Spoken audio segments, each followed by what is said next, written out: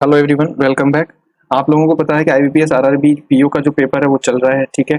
और उसमें भी जो आज पेपर हुआ है उसमें कुछ चेंजेस हमें देखने को मिले हैं। तो जो सबसे अच्छा जो चेंजेस या बड़ा जो चेंजेस हम कह सकते हैं वो जो देखने को मिला है वो है जो इंटरफेस जो है आईबीपीएस का, वो थोड़ा सा चेंज हुआ है। इंटरफेस क्या होता है?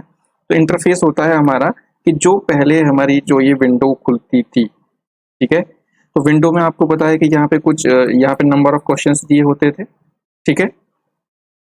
और यहाँ पे हमें क्या है, क्वेश्चन दिया होता था, राइट। और यहाँ पे उसके फिर हमें नीचे क्वेश्चन दे दिया, फिर उसके ऑप्शन दिए होते थे। और यहाँ पे हमारा क्या होता था, लैंग्वेज टैब दी होती थी, बाकी की इन्फॉर्मेशन आपको पता होगी, ठीक है। तो अब क्या होने लगा है कि अब जो इंटरफेस चेंज हुआ है उसमें नया क्या मिला है हमें। तो नया ये मिला है कि पहले जो पेपर आता था वो सिर्फ या तो इंग्लिश में आता था, ठीक है, या फिर हिंदी में आता था, ठीक है। जो क्वेश्चन होते थे आपको किसी एक लैंग्वेज में देखने को मिलते थे। बट और फिर क्या करते थे आप, यहाँ से टैब को अगर आपको लैंग्वेज को स्विच करना है तो आप इजीली स्विच कर सकते थे ऊपर, ठीक है। तो अब क्या हुआ है कि अब आपका जो पेपर है वो दोनों लैंग्वेज में आएगा। मतलब पहले आपको जो क्वेश्चन है वो इंग्लिश में दिया होगा, फिर उसके बाद जो आपने लैंग्वेज सेलेक्ट की है उस लैंग्वेज में वो क्वेश्चन दिया होगा, ठीक है।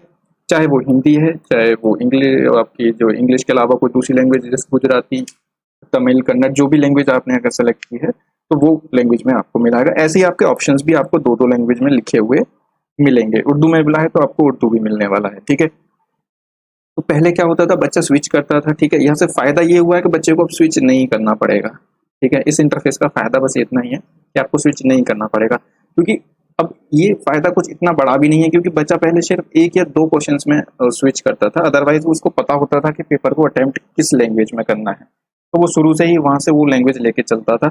इंग्लिश तो इंग्लिश, हिंदी तो हिंदी, उर्दू तो उर्दू, ठीक है। और कभी जरूरत पड़ती थी तो वो स्विच कर लेता था एक से दो क्वेश्चंस में, ठीक है। तो वहां पे इतना टाइम वेस्ट नहीं होता था।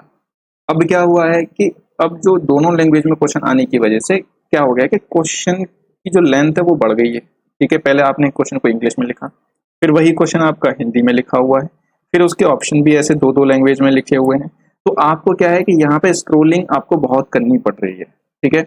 और अगर हम बात करें डीआई की, तो डीआई में तो सारे ही क्वेश्चन में आपको स्क्रोलिंग करनी पड़ेगी और बहुत ज्यादा वाली स्क्रोलिंग करनी पड़ेगी, क्योंकि आपको पता है कि डीआई का जो एक इंफॉर्मेशन होती है वो काफी लंबे उसमें दी होती है। आप फिगर्स की बात करें तो वही फिगर अब दो दो लैंग्वेज में बने होंगे, मतलब दो दो फिगर बने होंगे, एक हिंदी में बना होगा, एक इंग्लिश में बना होगा, ठीक है। तो उससे क्या हो रहा है कि आपको बार बार स्क्रॉल करना पड़ेगा। इससे बस ये है कि थोड़ा सा अनोइंग हो रहा है, बच्चे का जो कंसंट्रेशन है वो खराब हो रहा है। और क्या हो रहा है कि जो मेन जो डीमेरिट है वो ये है कि बच्चे को अब 5 से 6 क्वेश्चंस वो कम अटेम्प्ट कर पा रहा है। मतलब अगर बच्चा सही होता, अगर वो पैटर्न पुराना वाला होता तो बच्चा 5 से 6 क्वेश्चन ज्यादा अटेम्प्ट कर सकता था। बस यहाँ पे क्या है कि वो 5 से 6 क्वेश्चन नीचे आ गया है। तो इससे बच्चे का कहीं ना कहीं मोरल डाउन हो रहा है कि वो जैसा सोच के गया था वैसा वो नहीं कर पाया, या फिर वो 15 से 20 क्वेश्चन का मैथ में वो टारगेट बना के गया था 15 से 20 मिनट में, वो नहीं कर पाया उस चीज को।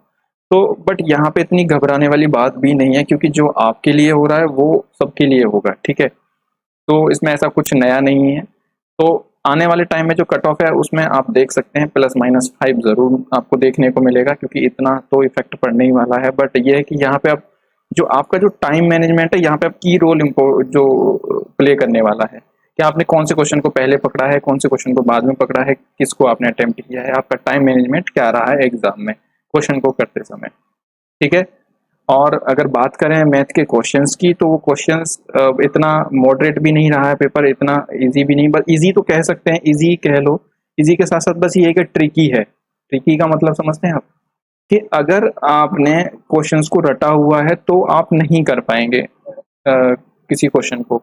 सारे क्वेश्चंस को आप रट के नहीं कर सकते, मतलब आपने बस रट लिया कि इस टाइप के क्वेश्चन, इस टाइप के क्वेश्चन।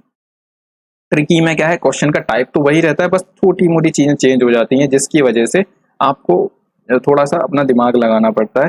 तो अगर आपने बेसिक्स पे बहुत अच्छे से ध्यान दिया है, जो कि मैं कहता हूँ कि आप बेसिक्स को पहले अच्छे से करें, और जो मेरा कोर्स है वो बेसिक्स को मैंने ध्यान रखते ही बनाया है, ठीक है। तो मतलब इसीलिए मैं इस कोर्स को थोड़ा लेंथी और थोड़ा धीरे चला रहा हूँ, ताकि आप एक बार पढ़ लेंगे तो दोबारा आपको पढ़ने की जरूरत नहीं पड़ेगी दोबारा, राइट। तो अगर बेसिक आपके बहुत अच्छे हैं तो आप इस पेपर को आराम से इजीली अच्छे अटेम्प्ट से कर सकते हैं। अदरवाइज आपको पता ही है कि जो हुआ है बच्चों के साथ, तो बस थोड़ा सा यही है, और ज़्यादा कुछ इसमें नहीं है।